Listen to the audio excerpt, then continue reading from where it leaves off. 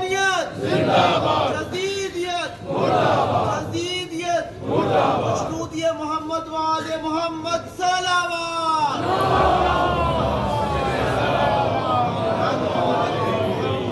اعوذ باللہ من الشیطان الرجیم، بسم اللہ الرحمن الرحیم۔ الحمد للہ الذی لا یبلغ مدحتہ القائلون ولا یحصی نغماءہ العادون ولا یعدی حقہ المجتہدون، الذی لیس لصفتہ حد محدود ولا نعت موجود ولا وقت معدود ولا اجل ممدود، فطر الخلائق بقدرته ونشر الرياح برحمته، الصلاة والسلام على الرسول المسدد المصطفى الأمجد المحمود الأحمد، سيدنا ومولانا ومولى الكونين جد الحسن والحسين معاني أبا القاسم محمد،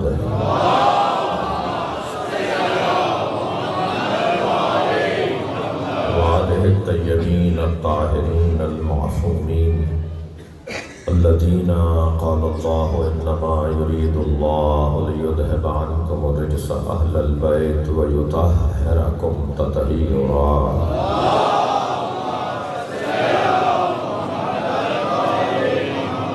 ولعنة الله على أعدائهم أجمعين من يوم عداوتهم إلى قيام يوم الدين، أما بعد، قال الحكيم في قرآن الكريم، بسم الله الرحمن الرحيم، ولسوف يعطيك ربك فترضى، صلوا على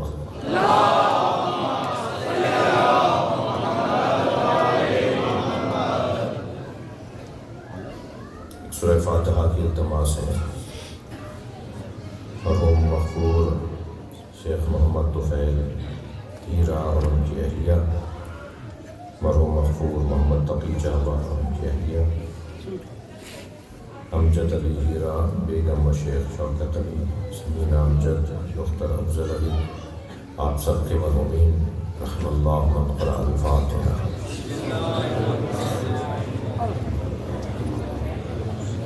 الرحمن الرحیم مالک یوم الدین، ایاک نعبد و ایاک نستعین، غیر المغضوب علیہم ولا الضالین، بسم اللہ الرحمن الرحیم، قل هو اللہ احد، بسم اللہ الرحمن الرحیم، قل هو اللہ احد، لم یلد ولم یولد ولم یکن له کفوا احد، بسم اللہ الرحمن الرحیم، قل هو اللہ لم يلد ولم يولد ولم يكن له كفوا احد، اللهم صل على محمد وعلى محمد، مغفرت کے لیے بلند صلوات۔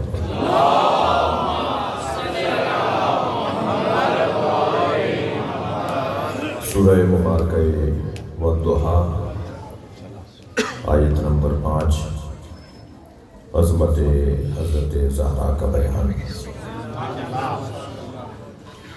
پروردگار عالم اپنے حبیب سے مخاطب ہے، اللہ نبی سے بات کر رہا ہے، وَلَسَوْفَ يُعْطِيكَ رَبُّكَ فَتَرْضَىٰ، بہت جلد تمہارا رب تمہیں اپنی ایک عطا کے ذریعے سے راضی کرے گا۔ ایک عبد کے لیے یہ کتنا بڑا مقام ہے کہ اس کا معبود اسے راضی کر رہا ہو۔ معبود کو عبد راضی کرتا ہے، معبود کا کام بندے کو راضی کرنا نہیں ہے، بندے کا کام ہے کہ وہ اپنے معبود کو راضی کرے۔ ابھی کچھ دیر پہلے آپ نے نماز پڑھی تاکہ اپنے معبود کو راضی کیا جائے۔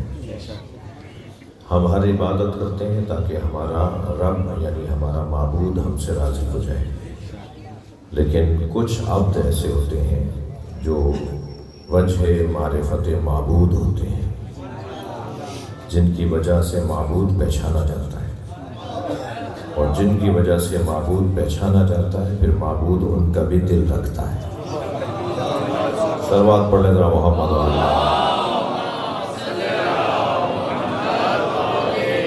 भाई मेराज पर तो नबी गए हैं ना, सरकार की मेराज है, मगर तारीफ अल्लाह की हो रही है। सुबहान अल्लज़ी असरा बिअब्दिही, मेराज पर अब्द गया है मगर तस्बीह अल्लाह की हो रही है। यानी किसी बंदे की वजह से उसका रब काबिल तारीफ हो जाएगा। यानी जब मोहम्मद ऐसे हैं तो इनका अल्लाह कैसा होगा, इनका खालिक कैसा होगा, इनका माबूद कैसा होगा। ये कैफियत है एक अब्द की जो सरकार दो जहां और फिर मौला अली और आइम्मा अहले बैत को हासिल है। अज़मत जनाब अली इब्न अबी तालिब अलैहिस्सलाम पर बुलंदतर सलावत।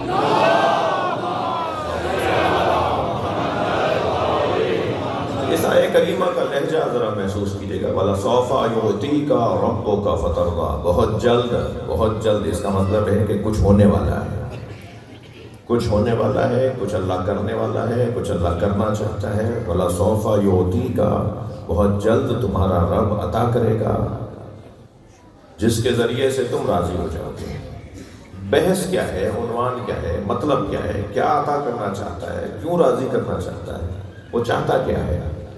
असल में बहस ये है, बात ये है कि 1,24,000 नबियों की मेहनतें महफूज करना मतलब था। बल्कि अगर मैं तकसीम कर दूं, एक सलवात और अदिया कर देंगे वहाँ।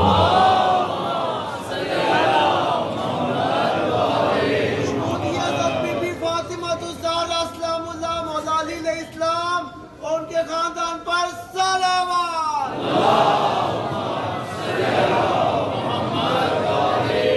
1,23,999 पैगंबरों की मेहनतें एक तरफ और हमारे नबी की मेहनतें एक तरफ। ये मैं नहीं कह रहा, खुद सरकार ने फरमाया मा उज़िया नबियुन क़त्तु कमा उज़ीत, किसी नबी को इतनी अजियतों का सामना नहीं करना पड़ा जितना अकेले मुझ मुस्तफ़ा ने मुसीबतें उठाई। हज़रत अय्यूब की मुसीबतें कब थीं, हज़रत नूह की मुसीबतें और आजमाइशें क्या कब थीं, हज़रत ईसा अलैहिस्सलाम के साथ क्या हुआ, हज़रत इब्राहीम के साथ क्या हुआ, आग में जलाया जाना। कुछ देर के लिए तसव्वुर करें, हमारे इलाके का कोई मोतबर अगर उसके साथ कुछ बुरा हो जाए तो क्या माहौल बनता है। अल्लाह का नबी भी वो नबी जैसे इमाम होना है। उस वक्त तक जितने लोग आए थे उन सबसे ज़्यादा बड़ा वजूद है हज़रत इब्राहीम का वजूद। उन्हें आग में फेंक दिया, सब देखते रह गए, जलाया जा रहा है। हज़रत इब्राहीम के साथ क्या कुछ हो रहा है। हज़रत इब्राहीम को वतन छोड़ने पर आमादा कर दिया, शहर छोड़ कर जा रहे हैं। इतनी मुसीबतें, मगर ये सारी मुसीबतें नबी फरमा रहे हैं, सारे नबियों की मुसीबतें एक तरफ और मुझ मुस्तफ़ा की मुसीबत एक तरफ। तो अजीज़ों, मेरे बच्चों, जवानों, मुसीबतों की दो किस्में होती हैं। कुछ मुसीबतें बदनी होती हैं और कुछ मुसीबतें रूही होती हैं। जो मुसीबतें बदनी होती हैं शायद वो हमारे नबी से ज़्यादा और नबियों की रही हों, लेकिन जो रूही मुसीबतें थीं, जो ज़हनी मुसीबतें थीं, जो रूहानी मसाइब थे, वो किसी नबी को इतनी मुसीबतों का सामना नहीं करना पड़ा जितने हमारे नबी ने उठाया। कुछ देर के लिए तसव्वुर कीजिए, जिस नबी की वजह से अल्लाह ने सब कुछ बनाया हो। सलवात पढ़े ज़रा मोहम्मद वाले।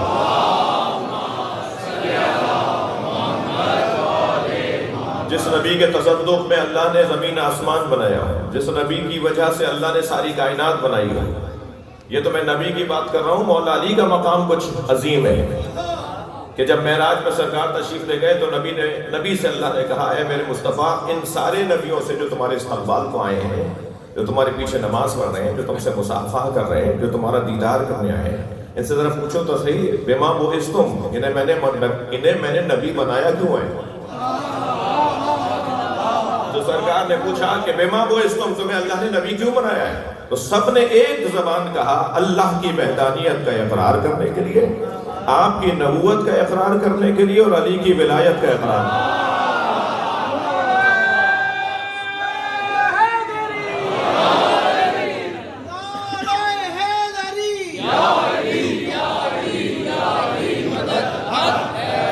यानी सारे नबियों को जिस नबी की नबूवत का इकरार करने के पर उनको नबी बनाया गया हो, ان سب کی مصیبتیں ایک طرف، ہمارے نبی کی مصیبت، اب اس درجے کا کمال، اس درجے کی عظمت اور اسے ذہنی اذیتوں کا سامنا ہے جی۔ کسی معتبر گھر کے بچے کو بھی اگر کوئی ایسا لفظ بول دیا جائے جو شایع نشان نہ ہو اور تہذیب کے مطابق نہ ہو، اور جس ماحول میں وہ پل بڑھ رہا ہو اس ماحول کے مطابق نہ ہو، کوئی ایسا لفظ میں ممبر سے نہیں بول سکتا، میری مجبوری ہے۔ آپ خود سوچئے کہ کیسے رقیق الفاظ بعض اوقات بول دیے جاتے ہیں، روڈ چلتے لوگ ایک لفظ کہہ سکتا ہوں جی، عامیانہ الفاظ، اگر کسی معتبر گھر کے بچے کے ساتھ وہ لفظ کہہ دیا جائے تو اس بچے کی بھی طبیعت خراب ہو جائے گی، اس کے گھر والوں کی بھی طبیعت خراب ہو جائے گی۔ نبی کو جادوگر کہا، نبی کو ساحر کہا، نبی کو مجنون کہا۔ یہ قرآن نے نہ کہا ہوتا تو میں نہ کہتا، یعنی قرآن نے نقل کیا ہے کہ نبی مکرم کو کبھی مجنون بولا گیا، کبھی جادوگر بولا گیا۔ اذیتیں دیکھ رہے ہیں آپ، جس کے پاس سب کچھ ہے، جس کے پاس ہر کمال ہے، جو ارادہ کرے تو ماحول کچھ اور ہو جائے، جو ارادہ کرے تو وہ ساری دنیا اس کی، یعنی آپ ذرا کچھ دیر کے لیے میرے بچے جوان غور کریں کہ جسے معراج پر لے جانے کے بعد، جسے اللہ نے کہا وَهُوَ بِالْأُفُقِ الْأَعْلَىٰ، میرا نبی سب سے بلند مقام پہ تھا، جب اس مقام پر پہنچے تو سرکار کو خیال آیا کہ کسی سے جوتیاں اتروائی تھیں میں بھی اتار دوں، تو آواز آئی ہے میرے مصطفیٰ جوتیوں سمیت آؤ۔ تو جو معراج پر جوتیوں کے ساتھ گیا ہو اور اللہ کہہ رہا ہو کہ یہ سب سے بلند مقام پر ہے، تو پھر مجھے کہنے کا حق ہے نا کہ ساری دنیا جس کی جوتیوں کے نیچے ہو، صلوات پڑھ لیں سرکار کی ذات پر۔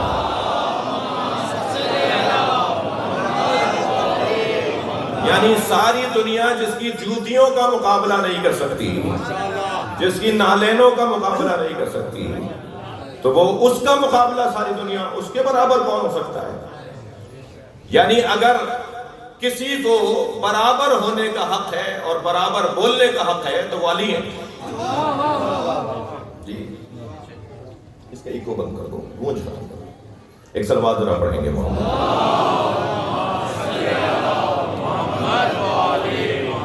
ایک اور بلند صلوات پڑھیں گے،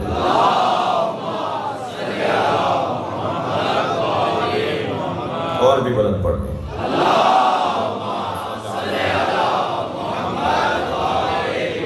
صرف مولا کائنات کو حق ہے کہ مولا کو کہا جائے، مولا کہیں اپنے آپ کو کہ میں نبی جیسا ہوں، اس لیے کہ قرآن نے نبی جیسا علی کو کہا ہے۔ وَقُلْ تَعَالُوا نَدْعُ أَبْنَاءَنَا وَأَبْنَاءَكُمْ وَنِسَاءَنَا وَنِسَاءَكُمْ وَأَنفُسَنَا وَأَنفُسَكُمْ۔ بھئی ترجمہ کریں نا، بولو میرے نبی ان سے کہہ دو ہم اپنے بیٹے لاتے ہیں تم اپنے بیٹے لاؤ، ہم اپنی بیٹیاں لاتے ہیں تم اپنی بیٹیاں لاؤ۔ اب ترجمہ کریں نا، ترجمے میں کیا کرتے ہیں ہمارے والے بھی ذرا جلدی میں گزر جاتے ہیں، ہم اپنے نفسوں کو لاتے ہیں تم اپنے، یہ ترجمہ کہاں ہوا؟ انفسنا وانفسکم عربی لفظ ہے، ہم نے اس میں واو اور نون غنہ جوڑ دیا ترجمہ کرنے میں، ہم اپنے نفسوں کو لاتے ہیں تم اپنے نفسوں کو لاؤ، تو اس میں ترجمہ کہاں ہوا؟ نفس کا ترجمہ کریں نا، نفس کا ترجمہ یہ ہوگا کہ ہم اپنے جیسوں کو لاتے ہیں تم اپنے جیسوں کو لاؤ،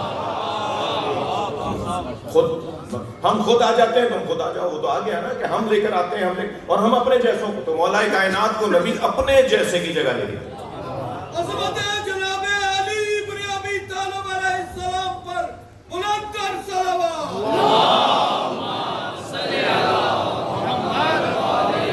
یعنی جو نبی جیسا قرآن، اچھا پھر قرآن میں یہی آیت نہیں ہے، نفس مصطفیٰ بھی اللہ نے قرار دیا ہے، نفس اللہ بھی قرار دیا ہے، نفس اللہ بھی اللہ نے قرار دیا ہے۔ یہ عجیب ذات ہے جسے علی کہتے ہیں، جو سمجھ میں آ جائے وہ علی نہیں ہوتا، جو سمجھ میں نہ آئے وہی علی ہوتا ہے، ہمارے بس کی بات ہی نہیں ہے بھائی۔ یہ جب علیحدہ علیحدہ ہوتے ہیں تو جبریل بھی نہیں پہچان پاتے، اور جب یہ ایک جگہ ہو جاتے ہیں تو پھر اللہ جواب دیتا ہے یہ سب فاطمہ ہیں، ہم فاطمہ، یہ سب فاطمہ ہیں۔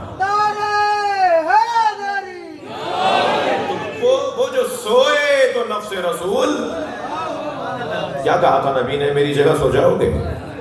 تو مولا نے فرمایا میرے سونے سے آپ کی جان بچ جائے گی۔ تو کون سو رہا ہے؟ نفس رسول سو رہا ہے۔ جو سوئے تو نفس رسول، اٹھے تو نفس اللہ۔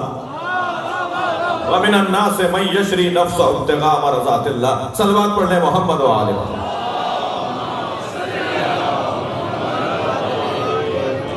جسے قرآن میں، جسے حدیث میں سرکار نے کیا فرمایا، انا والی من نور واحد. سب تو نہیں رہا میری بات؟ انا والی من نور واحد، میں اور علی ایک نور کے دو ٹکڑے. فرمایا مثل علی کمثل الرأس من الجسد، میری نسبت علی کے ساتھ وہ ہے کہ جیسے سر کو بدن کے ساتھ، سر سے بدن پہچانا جاتا ہے اور سر بغیر بدن کے نہیں ہوتا. میری نسبت علی کے ساتھ وہ ہے جو بدن اور سر کو حاصل ہوتی ہے. مولا کائنات کو نبی اپنے جیسا کہہ رہے ہیں، اللہ نبی جیسا کہہ رہا ہے. کمال تو علی کا یہ ہے کہ جسے قرآن نے اور نبی نے اپنے جیسا کہا ہو، انہوں نے کبھی خود کو نبی جیسا نہیں کہا. یہ ہے ادب علی بن ابی طالب، یہ ہے ادب اور احترام مولا کائنات کہ وہ اپنی زبان سے نہیں کہیں گے کہ میں نبی جیسا ہوں، اور اگر کبھی کہیں گے تو کہیں گے انا عبید من عباد محمد، میں محمد مصطفیٰ کے غلاموں میں سے غلام. جس کی غلامی اس درجے کی ہو، اس کی آقائی کس درجے کی ہوگی؟ نعرہ تکبیر، نعرہ رسالت، دونوں ہاتھ بلند کر کے آخری آواز تک نعرہ حیدری. اس کیفیت، ابھی یہ جو باتیں میں قرآن کی آیات اور کچھ احادیث کی طرف اشارہ کرتا ہوں، میرا مطلب مفہوم اس کے بعد والا مرحلہ ہے. جو اس درجے، جن کو ابھی ہم معرفت کا حق نہیں بول سکتے، جس کے پاس سب کچھ ہو، جس کی خدمت میں اللہ نے سب کچھ رکھ دیا ہو، جس کے ارادوں پہ اللہ نے سب کچھ رکھ دیا ہو، جس سے اللہ عشق کرتا ہو.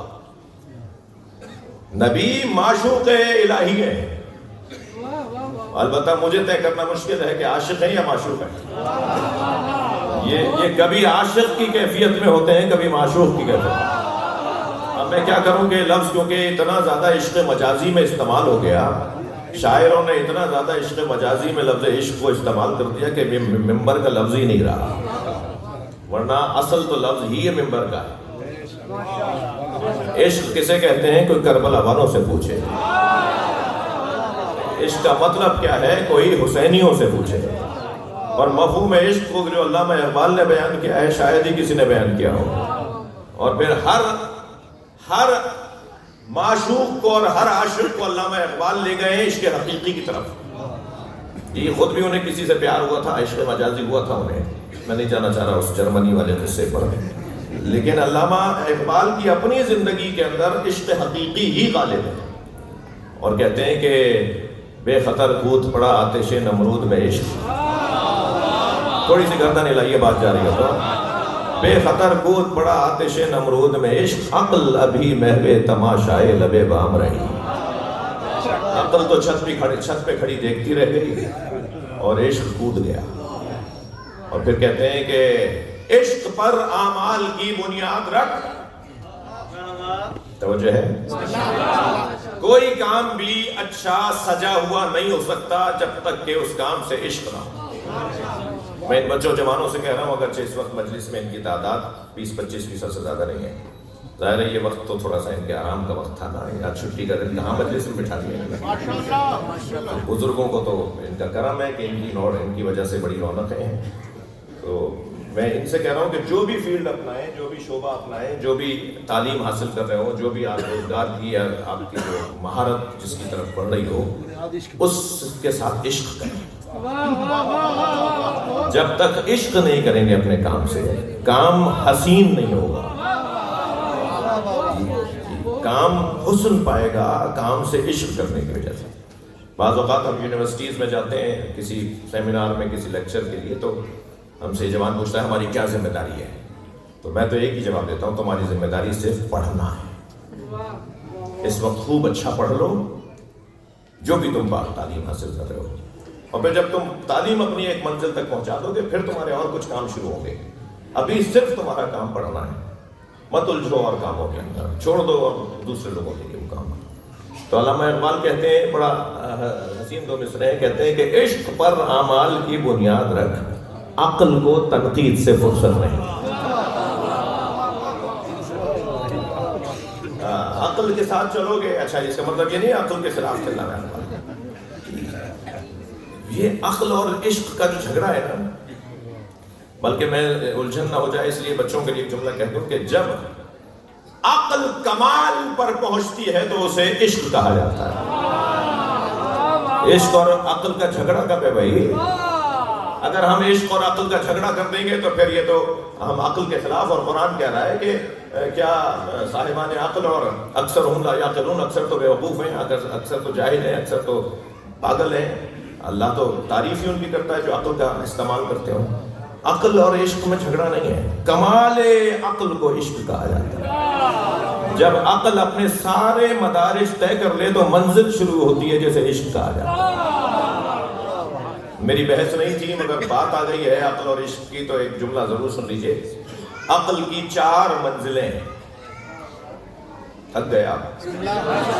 عقل کی 4 منزلیں ہیں، اور چاروں منزلیں جب عقل کی گزر جائیں تو پھر ایک منظر بنتا ہے جس میں سوائے تسلیم کے کچھ اور نہیں، اور تسلیم کی منزل ہی عشق کی منزل ہے۔ تسلیم مان لو، ہتھیار پھینک دو، تسلیم ہو جاؤ، قبول کر لو، یہ عشق کی منزل ہے۔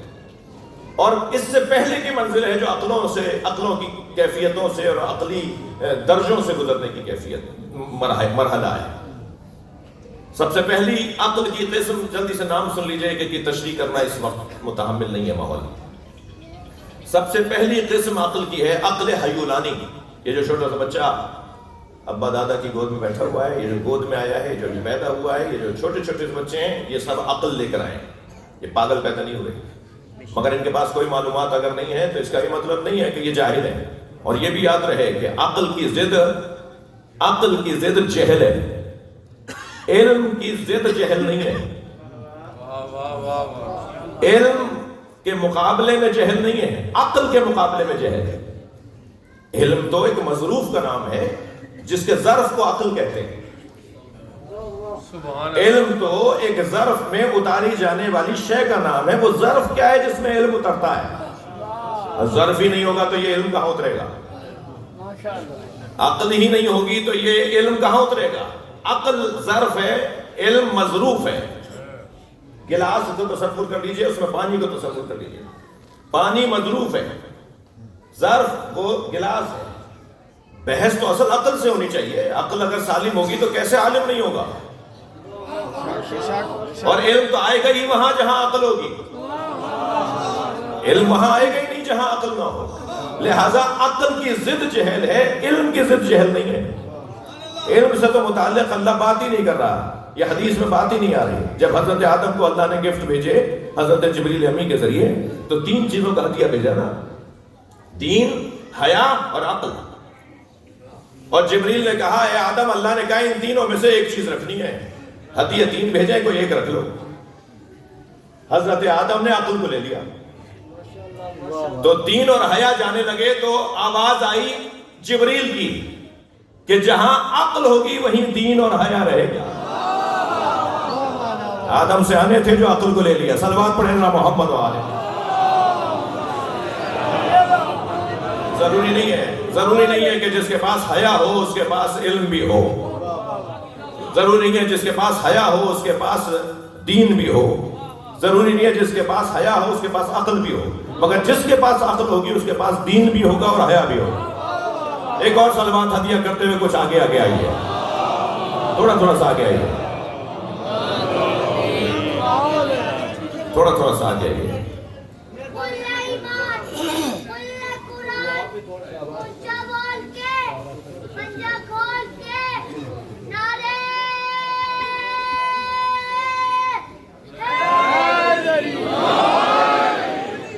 بنا سکتے ہیں تو جگہ بنا لیجئے، تھوڑا سا صلوات پڑھتے ہوئے تھوڑا سا۔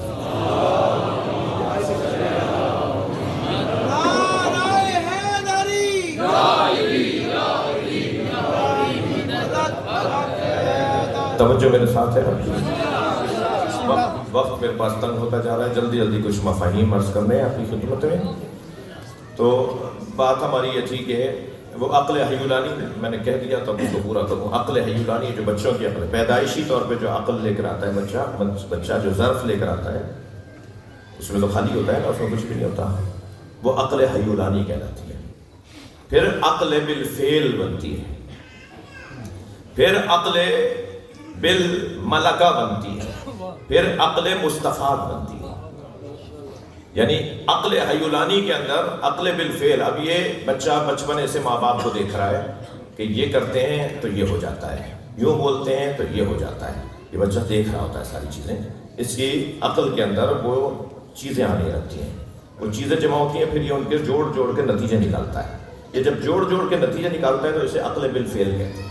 اس کی عقل فعلیت میں تبدیل ہوتی ہے، اس کی عقل مصروف ہونے لگتی ہے، پھر یہ عقل بالفعل سے یہ عقل بالملکہ کی طرف جاتا ہے، پھر یہ اس کو بس بولا جائے فوراً کوئی فیصلہ سنائے گا، اس کی عقل کو فوراً فیصلہ سنائے گی، وہ عقل بالملکہ، اتنا تجربہ ہو جائے گا۔ ممکن ہے بعض لوگوں کو یہ کیفیت 80 سال میں حاصل ہو، بعض لوگوں کو ممکن ہے 20 سال میں حاصل ہو جائے، عقل بالملکہ۔ اور عقل بالملکہ کے بعد سب سے بڑی جو عقل ہے وہ عقل بالمستفاد، کہ جس سے لوگوں کو فائدہ پہنچتا ہے۔ اب تک یہ اپنے آپ کو فائدہ پہنچا رہا تھا، اب لوگوں کو یہ فائدہ پہنچانے لگتا ہے، یہ عقل بالمستفاد ہے۔ اور جو عقل محض ہے، عقل مطلق ہے، وہ جو نور اول ہے، جو قلم پروردگار ہے، اسے محمد اور علی کہتے ہیں۔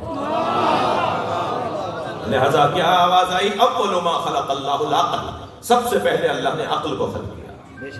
ہم نے حدیث کا صفحہ پلٹا تو آواز آئی اول ما خلق اللہ القلم، سب سے پہلے اللہ نے قلم کو خلق کیا۔ ہم نے پھر حدیث کا صفحہ پلٹا تو آواز آئی اول ما خلق اللہ نوری، سب سے پہلے اللہ نے مجھ مصطفیٰ کے نور کو بنایا۔ یا رسول اللہ، پہلے عقل بنی، پہلے قلم بنا، یا پہلے آپ کا نور بنا؟ جب نہیں جواب آئی، یہ تین علیحدہ کم ہیں۔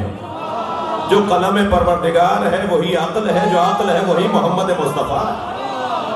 صلوات پڑھ لیں ذرا محمد و آل محمد۔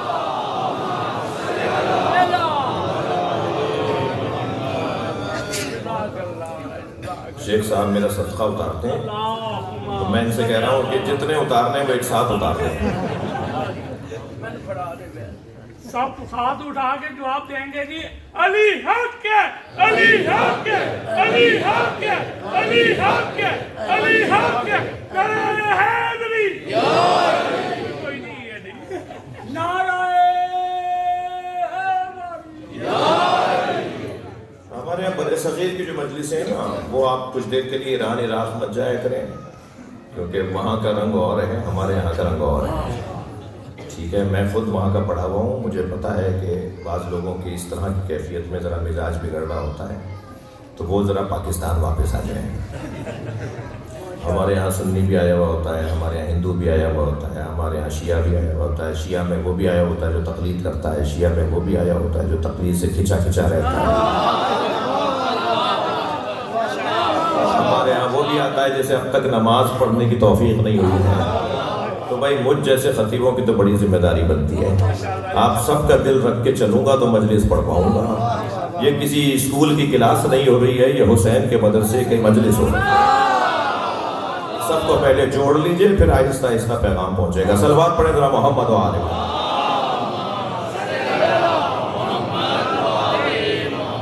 شیخ صاحب بس سب میرا صدقہ ہو گیا پورا، ایک اور صلوات پڑھ بلند تر، آپ اس سے بلند پڑھ سکتے ہیں۔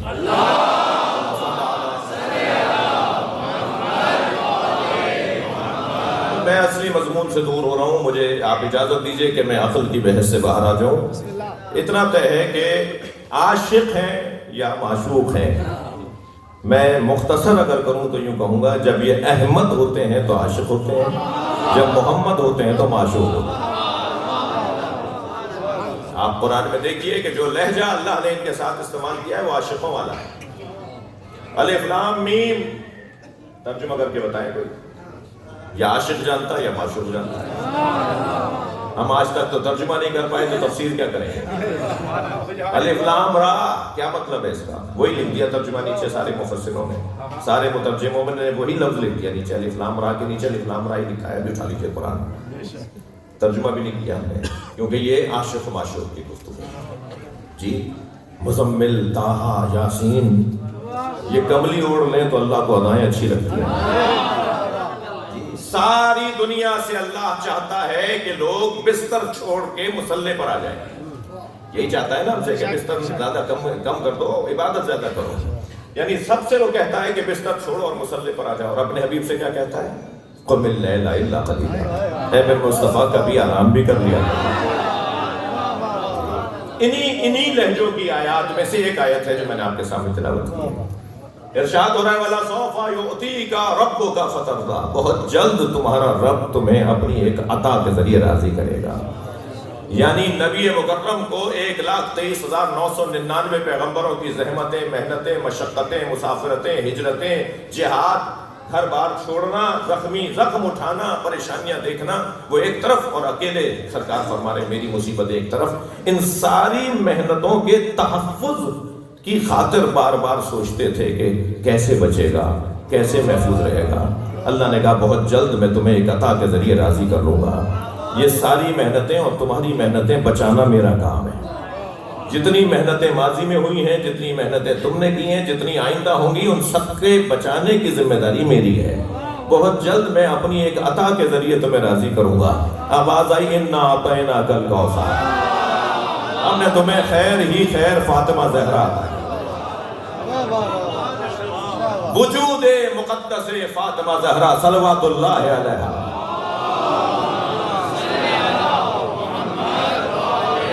برائے خوشنودی بی بی فاطمہ زہرا سلام اللہ علیہا بلند سلام۔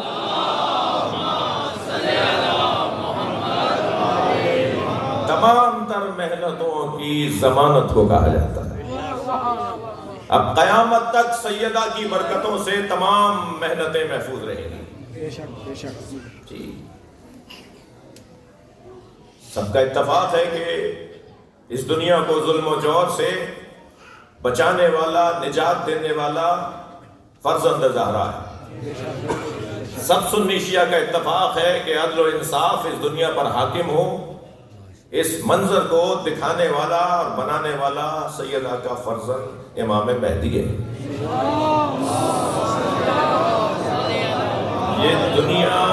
یہ دنیا شروع ہی ہے سیدہ کے بابا سے، اور یہ دنیا ختم ہوگی اولاد زہرا پر۔ تو کتنا بڑا وجود ہے۔ جناب سیدہ صدیقہ طاہرہ مبارکہ محدثہ راضیہ مرضیہ زہرا جناب فاطمہ سلام اللہ علیہا پر بلند تر صلوات۔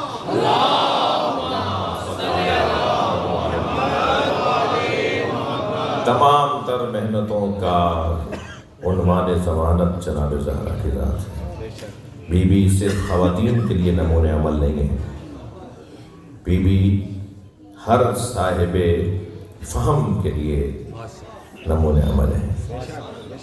سیدہ کے ہاں سخاوت، کیا وہ صرف عورتوں کے لیے ہے مسئلہ؟ مردوں کو سخاوت کا جوہر نہیں چاہیے؟ بی بی کے ہاں غیرت، کیا وہ صرف خواتین کا مسئلہ ہے؟ بی بی کے ہاں عفت، کیا وہ صرف خواتین کا مسئلہ ہے؟ بی بی کے ہاں شجاعت، کیا وہ صرف خواتین کا مسئلہ ہے؟ نہیں، بی بی پوری امت کے لیے نمونِ عمل۔ اور میری اور آپ کی تو کیا حیثیت جب بی بی ائمہ کے لیے نمونِ عمل۔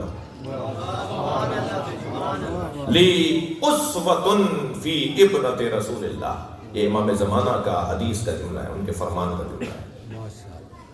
مجھ مہدی کے لیے رسول اللہ کی دختر نمونِ عمل ہے، میری جدہ فاطمہ مجھ مہدی کے لیے نمونِ عمل ہے۔ لی اسوۃ فی ابنۃ رسول اللہ۔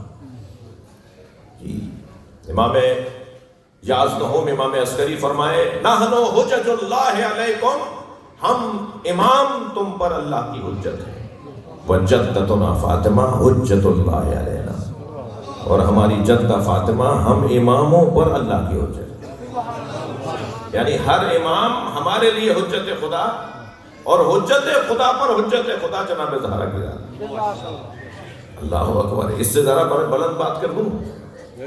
یہ اب تک جو میں نے دو مثالیں دی، یہ سیدہ کے بچوں کی مثال ہے، امام زمانہ بھی ان کی اولاد، امام عسکری بھی ان کی اولاد، لیکن کمال سیدہ کا یہ ہے کہ نبی جو وصیتیں فرما رہے ہیں مولا کائنات سے، اس میں ایک عجیب اور حسین اور منفرد وصیت فرمائی ہے مولا علی کو، انفذ ما امرت کا، یا علی جو میری فاطمہ تمہیں حکم دے اس پہ عمل کرو۔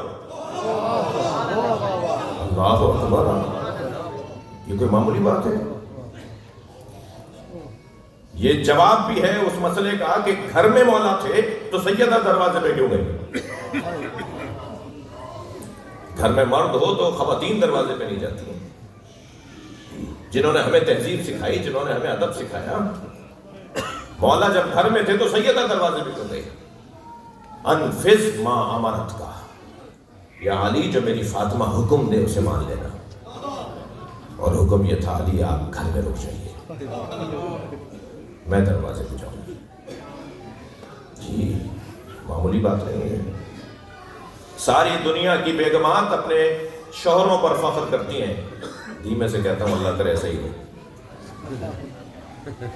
خاص طور پر دولت اور پیسے کی بنیاد پر تو بڑے، اور کرسی اور منصب کی بنیاد پہ تو بیگمات کرتی ہیں یہ وزیر اعظم کی بیوی ہیں، یہ صدر کی بیوی ہیں، یہ فلاں کی بیوی ہیں، خاتون اول ہیں جی، یہ ان کی بیوی ہیں.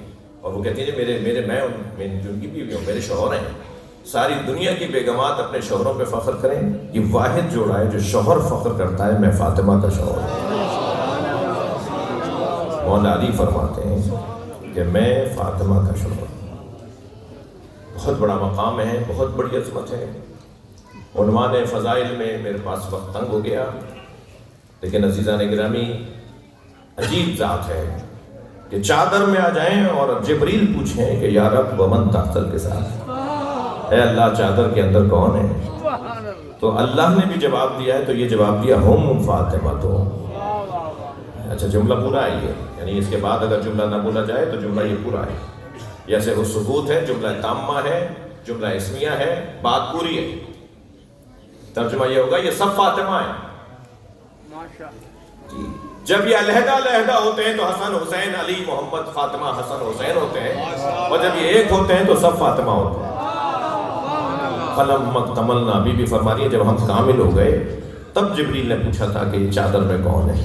تو اللہ نے جواب دیا یہ سب فاطمہ ہیں. اچھا یہ سب فاطمہ ہیں تو پھر اس حدیث کا کیا کریں گے؟ اولنا محمد آخرنا محمد اوسطنا محمد کلنا محمد، یا وہ حدیث صحیح ہے یا یہ صحیح ہے؟ توجہ چاہوں گا بھائی، یہ دو کب ہیں؟ جب یہ ظاہر ہونے لگتے ہیں تو سب محمد ہوتے ہیں، جب یہ حجاب میں جاتے ہیں تو سب فاطمہ ہوتے ہیں. صلوات پڑھنے محمد و آل محمد.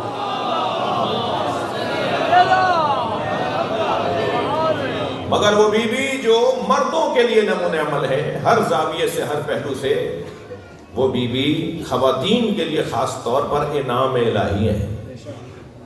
یعنی خواتین کی عظمت یہی بہت ہے کہ اللہ نے سب سے عظیم المرتبت خاتون کو جس پیکر میں، وجود کو جس پیکر میں ڈھالا ہے وہ پیکر نسوانی پیکر ہے، وہ صنف نازک ہے.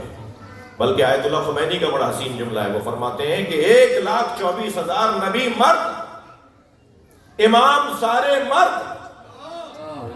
اللہ نے 1,24,000 نبیوں میں 12 اماموں میں اگر کسی کو سردار بنایا ہے تو فاطمہ زہرا کو بنایا ہے. یعنی ایک خاتون کو کافی جانا. ہادیوں میں ایک خاتون کو کافی جانا. نہ نبی ہے نہ امام ہے، پھر کیا ہے جناب زہرا؟ پھر میں ایک عارف کا جملہ آپ کو عطیہ کر رہا ہوں. وہ فرماتے ہیں جہاں نبوتوں کا سلسلہ تمام ہوتا ہو اور جہاں سے امامتوں کا سلسلہ شروع ہوتا ہو اس حد کو فاطمہ کہتے ہیں. نبوتوں سے امانتیں لے کر امامتوں کے حوالے کرنے والی واسطے کو فاطمہ کہتے ہیں. یہ واسطہ ہے نبوتوں اور امامتوں کے درمیان. لہذا جب اس زاویے سے علامہ اقبال بھی دیکھتے ہیں تو قصیدہ کہنے میں مجبور ہو جاتے ہیں. جب اس زاویے سے عرفا دیکھتے ہیں تو سیدہ کا نام گردن جھکا کے لیتے ہیں. جب حضرت آدم کے سامنے یہ نام پیش کیے گئے، حضرت آدم کے سامنے یہ وجود پیش کیے گئے تو حضرت آدم نے ایک کے بارے میں پوچھا کہ یہ کون ہے، یہ کون ہے. اور جب جناب زہرا کا وجود پیش کیا گیا کہ یہ اس کو پہچانو یہ کون ہے، تو حضرت آدم نے جو سوال کیا تھا بڑا منفرد جملہ ہے. حضرت آدم فرماتے ہیں من ہاذہی مجلدہ، یا اللہ یہ مجلدہ وجود کون ہے؟ مجلد عربی کا لفظ ہے کتاب کو جلد کروائی جاتی ہے اسے کہتے ہیں مجلد ہو گئی. جب ملفوظات کو مکتوبات کو جلد بندی کروا لی جائے تو اس جلد شدہ چیز کو کہتے ہیں مجلد. یہ مجلد ہے. جلدیں مجلد ہیں, کتاب مجلد ہے, یعنی کہتے ہیں ہاں کتاب مجلد ہو گئی, یعنی اسی جلد بن گئی. حضرت آدم نے سوال کیا ہے, یا رب من ہذہ المجلدہ, یہ مجلدہ بی بی کون ہے؟ تو آواز آئی غمض عینک واخفض راسک فاسأل, پہلے اپنی آنکھیں بند کرو, پہلے اپنا سر جھکاؤ, پھر پوچھو تو بتاؤں کہ فاطمہ کا. کم بات ہے یہ. اچھا ممکن ہے میرا کوئی سنی بھائی جو آج پہلی دفعہ مجلس میں آیا ہو, میرے ساتھ یہ روزانہ ہو رہا ہے, تو 4-5 لوگ کہ جی ہم پہلی دفعہ آپ کو سننے آئے تھے. اب جو پہلی دفعہ آیا ہوگا تو اس کے لیے تو یہ سنگین باتیں ہیں نا. وہ کہے گا کہ پتہ نہیں کیا بات کر رہے تھے, میں میرے تو نئی بات سنی ہے, تو واقعی تم نے نئی سنی ہے. اور شاید وہ بچے کہ جو موسمی مجلسوں میں آتے ہیں, یا وہ جوان جو تعلقات کی بنیاد پہ مجلس میں آتے ہیں, وہ بھی کہیں گے کیا باتیں کر رہے تھے. تو کیا میں آپ کی وجہ سے وہ باتیں چھوڑ دوں؟ آپ سے مراد وہی ہیں, آپ اپنے آپ کو مت لیجیے. ٹھیک ہے, بات تو کرنی ہے نا ہمیں. سنگین باتیں نہیں کریں گے تو پھر کیا ہوگا؟ چھوڑ دیں باتیں کرنا. پھر آپ کہیں گے پرانی باتیں کر رہے تھے, کوئی نئی بات نہیں تھی. اور جب کوئی نئی بات ہوگی تو نئی بات کر رہے تھے, نہ یوں چین نہ یوں چین. ایک ذرا سلوات ہدیہ کر دیں.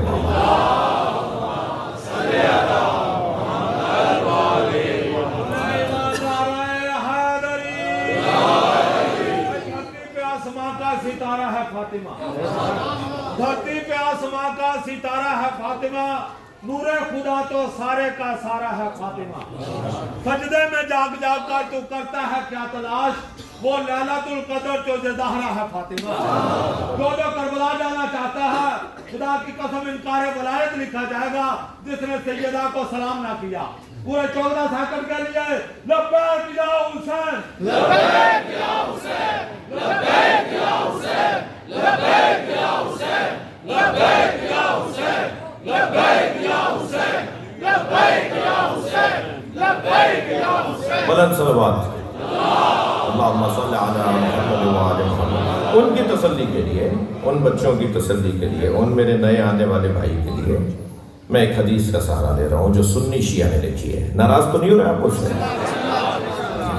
وہ جو سنی شیعہ نے حدیث لکھی ہے وہ ہے اول شخص یدخل فی الجنہ فاطمہ بنت محمد. سب سے پہلی شخصیت جو جنت میں قدم رکھے گی, یہ سنی شیعہ نے لکھا ہے. سب سے پہلی ذات جو جنت میں, جس سے جنت کا افتتاح ہوگا, جو جنت کا افتتاح کرے گی نا ذات, وہ جناب زہرا کی ذات.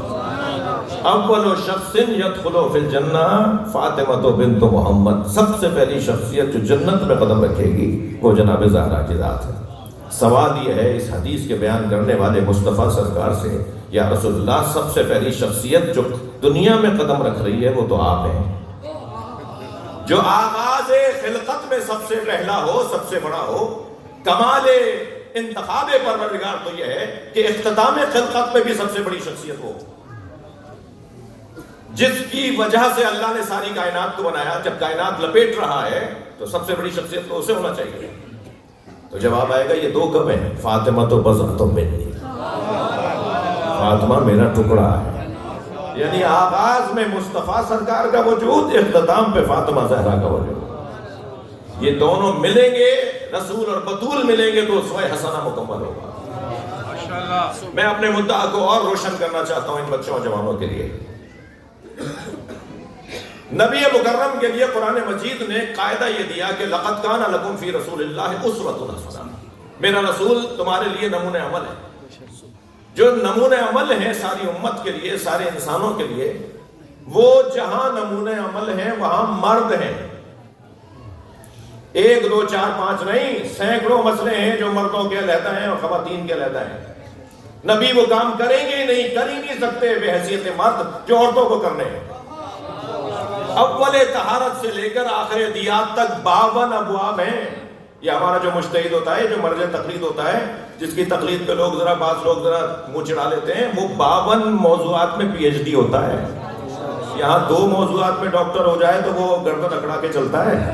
وہ 52 موضوعات میں پی ایچ ڈی ہوتا ہے، اول طہارت سے لے کر آخر دیات تک 52 ابواب میں، ہر باب میں سینکڑوں مسئلے ہیں جو مردوں کے علیحدہ ہیں، عورتوں کے علیحدہ ہیں۔ ادھر قرآن یہ کہہ رہا ہے کہ تمہارے لیے میرا نبی نمونہ عمل ہے، تو وہ کام کریں گے ہی نہیں جو عورتوں کو کرنا ہے، تو پھر کون کر کے دکھائے گا جو نمونہ عمل مکمل ہو؟ تو نبی کی آواز آئے گی، فاطمہ میرا حصہ ہے، تم بطول اور رسول کو ملاؤ گے تو نمونہ عمل مکمل ہوگا۔ صلوات پڑھ لیں محمد و آل محمد۔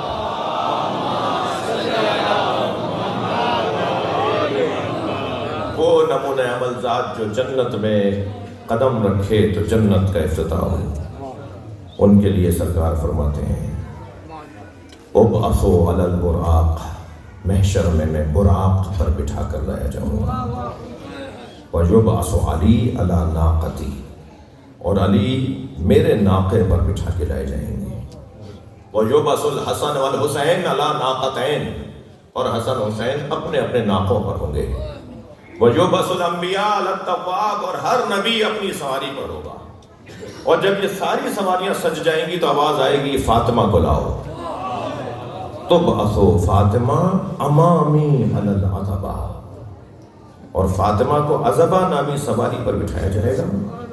پھر سرکار نے اس عذبہ سواری کی صفات کو بیان کیا کہ اس کی زین کیسی ہوگی، اس کی رکابیں کیسی ہوگی، اس کی لگام کیسی ہوگی، اور اس عذبہ نامی سواری پر میری فاطمہ کو بٹھا کر لایا جائے گا، اور فاطمہ کی سواری میری سواری کے آگے لگائی جائے گا۔ تبعث فاطمہ امامی علی العذبہ، فاطمہ میرے آگے لا کے کھڑی کی جائے گی، اور جب فاطمہ کی سواری چلے گی تو پھر میری چلے گی، پھر علی کی چلے گی، پھر حسنین کی چلے گی، پھر ائمہ اہل بیت کی چلے گی، انبیاء کرام کی چلے گی، کاروان ہدایت تشکیل پائے گا، اور کاروان ہدایت کی سالاری فاطمہ کر رہی ہوگی۔ جب میں نے اس حدیث کو پڑھا تو مجھے سوال ہوا کہ باپ کے آگے اولاد کیسے چلے گی؟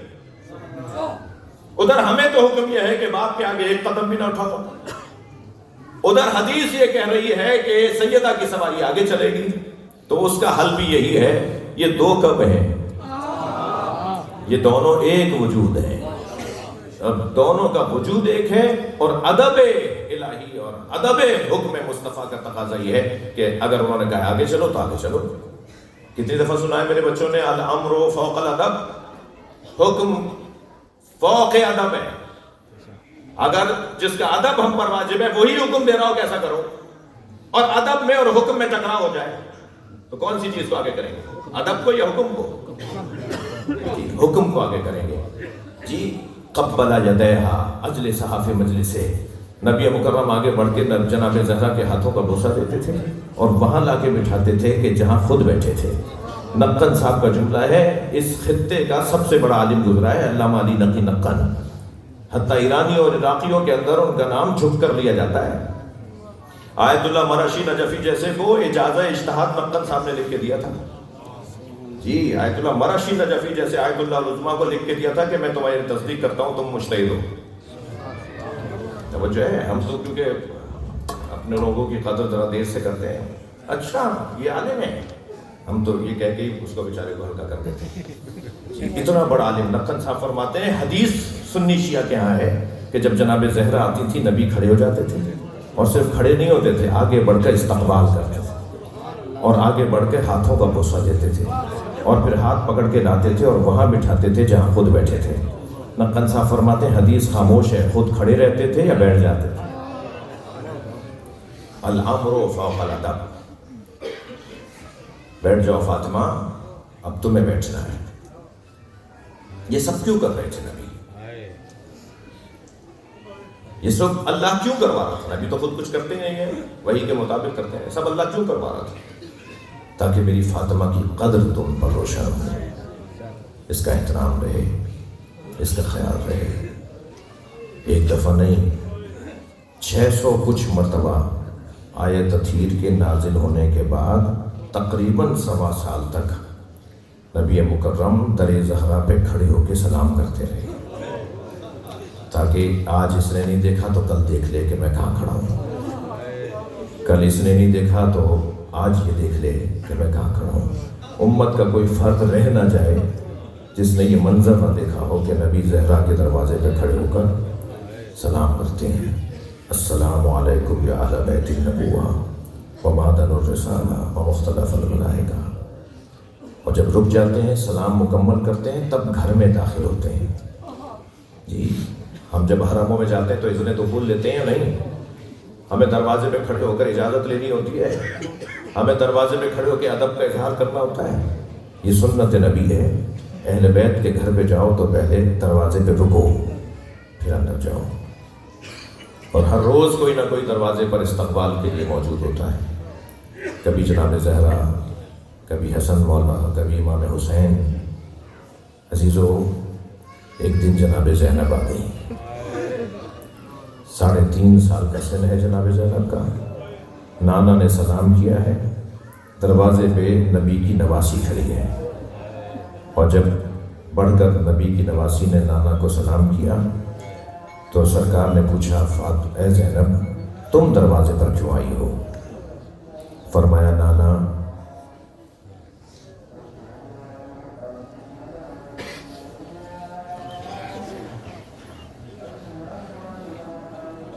अल्लाहुम्मा सल्ली अलैहि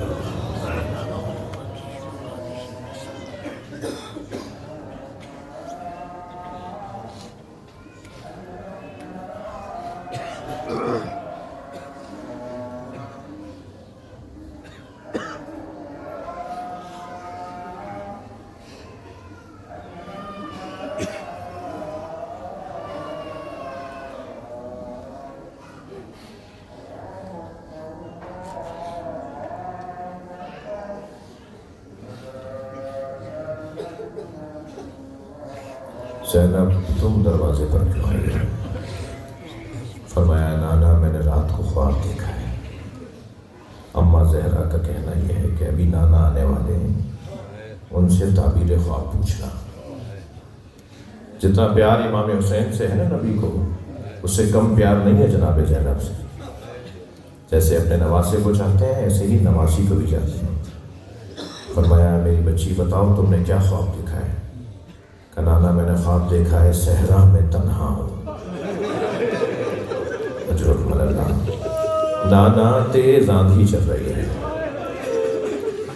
और आंधी इतनी तेज है कि मेरे पैर जमीन से उखड़ रहे हैं। मैंने सहारा लेने के लिए दरख्त के करीब जाकर दरख्त का सहारा लिया तो एक आंधी का झोंका आया, दरख्त जमीन से उखड़ गया। नाना, फिर मैंने दूसरा दरख्त देखा, मैंने फिर उसका सहारा लिया, मगर एक आंधी के झोंके ने वो दरख्त भी ज़मीन से उखाड़ दिया। फिर मुझे तीसरा दरख्त नजर आया, मैंने उसका सहारा लिया, मगर कुछ देर के बाद तेज़ हवाओं से वो दरख्त भी ज़मीन से उखड़ गया। अब नाना, दूर दूर तक कोई सहारा नहीं था। ये जुमले जनाब ज़ैनब कहती जा रही थी और नबी की आंखों में आंसू उतर रहे थे। जब फरमाया, नाना, दूर दूर तक कोई सहारा नहीं था। और नाना, अगर ख्वाब यहाँ मुकम्मल हो गया होता तो मैं आपको ज़हमत ना देती, मगर ख्वाब यहाँ मुकम्मल नहीं हुआ यह कि अब दूर दूर तक कोई सहारा नहीं था और तेज़ आंधी चल रही थी, मेरे सर से चादर उतर गई। नबी ने पेशानी का बोसा दिया, फरमाया, ज़ैनब, तुम्हारे 3 सहारे हैं। तुम्हारा बाबा अली तुम्हारा सहारा, तुम्हारा भाई हसन तुम्हारा सहारा, तुम्हारा भाई हुसैन तुम्हारा सहारा। एक बयाबान होगा जहाँ तुम्हारे सारे सहारे छिन चुके होंगे और वहाँ मुसीबतों की एक आंधी चलेगी और मुसीबतों की उस आंधी में तुम्हारे सर से चादर उतर जाएगी। अजरुकम अल्लाह, अजरुकम अल्लाह। आपकी आवाज़ें बुलंद हो गई, अल्लाह आपको अजर अता फरमाए। जिनके मज़हब में रोना जायज़ है वो तकल्लुफ़ करके ना रोएं। अज़रदारो, चलिए कुछ देर के लिए मदीना चलते हैं जहाँ एक घर से धुआं उठ रहा है, मगर वो धुआं चूल्हे के जलने का नहीं है, वो धुआं दरवाजे के जलने का है। क्या हुआ है नबी ज़ादी के साथ? मगर जब जनाब ज़हरा ज़ख्म उठा चुकी, बाजू ज़ख्मी हो गया, पसलियाँ टूट गईं, जाकर फतक का मुतालबा कर लिया। अब दिन ऐसे गुजर रहे हैं कि बच्चों को अपने पास बिठा के कहा, मैं दुआ करूँगी तुम इलाही आमीन बोलोगे। हसनैन जनाब ज़ैनब उम्मे कुलसूम, जनाब इमाम हसन 6 साल के हैं, इमाम हुसैन 5 साल के हैं। جناب زینب 4 سال کی ہیں، بی بی ام کلثوم اور ان سے کم سن ہیں۔ یہ چھوٹے چھوٹے ننھے بچے اپنے ہاتھوں کو اٹھا کر ماں کی دعا پہ الہی آمین کہنا چاہتے ہیں، مگر ایک ایسی دعا جناب زہرا نے کی جس میں بچوں کی چیخیں بلند ہو گئی۔ سنیں گے کیا دعا کی ہے؟ بچے ہاتھ اٹھائے ہوئے ہیں کہ ماں دعا کرے گی تو ہم الہی آمین کہیں گے۔ تو جناب زہرا نے دعا فرمائی، اللہم عجل وفاتی، یا اللہ میری موت کو جلدی بھیج دے، یا اللہ مجھے جلدی دنیا سے اٹھا لے۔ اب بچوں کے رونے کی آوازیں بلند ہوئی، اماں یہ کیسی دعا ہے؟ یہ کیفیت ہے جناب زہرا کی۔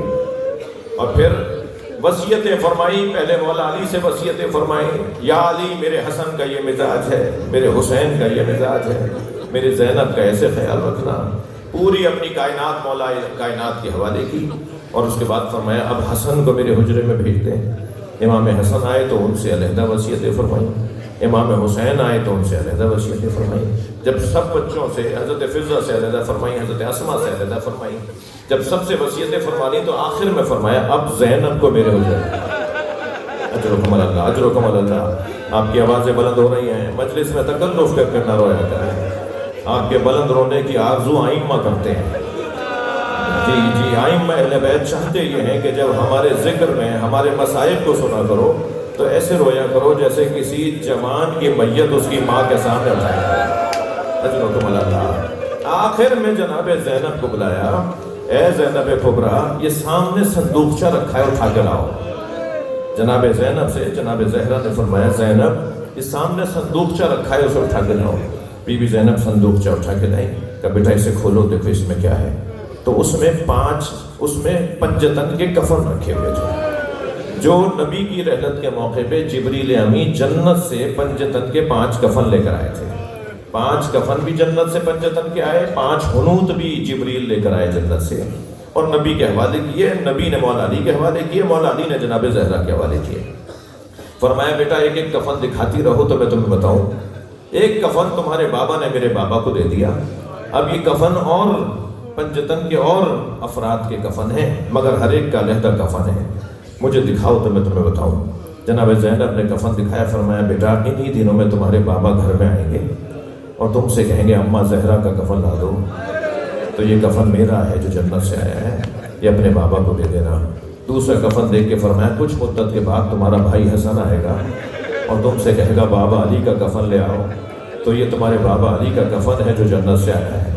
پھر ایک اور کفن دیکھ کر فرمایا اس کی کچھ مدت کے بعد تمہارا بھائی حسین گھر میں آئے گا اور تم سے کہے گا بھائی حسن کا کفن لے آؤ، تو یہ حسن کا کفن ہے، یہ اپنے بھائی کو دے دینا۔ اب آخری کفن رہ گیا، جناب زہرا نے گریہ فرمایا اور روتے ہوئے فرمایا یہ بھی حسن کا کفن ہے، روتے ہوئے فرمایا یہ بھی حسن کا کفن ہے۔ تو کم سن تھی نا جناب زینب، تو بے ساختہ فرمایا اماں بھائی حسین کا کون سا ہے؟ تو جناب زہرا کی آواز آئی حسین کا کفن جنت سے نہیں آیا، میرا بچہ کربلا میں بغیر کفن کے دفنا ہے، یہ کفن میرے حسین کے لیے نہیں ہے۔ لا لعنت اللہ علی القوم الظالمین فسیعلم الذین ظلموا انقلب ينقلبون۔ یا اللہ ان آوازوں پر رحمت نازل فرما، رونے والوں کی توفیقات میں اضافہ فرما۔ مرحومین مغفورین شیخ محمد طفیل اہلیہ، محمد تقی جاوہ، امجد علی، شیخ شوکت علی، سمینہ امجد، ڈاکٹر افضل علی، آپ سب کے مرحومین، یا اللہ ان سب کے مرحومین کی، ان مرحومین کی مغفرت فرما، امام زمانہ کے ظہور میں تاجیل فرما۔ سورہ فاتحہ کے التماس۔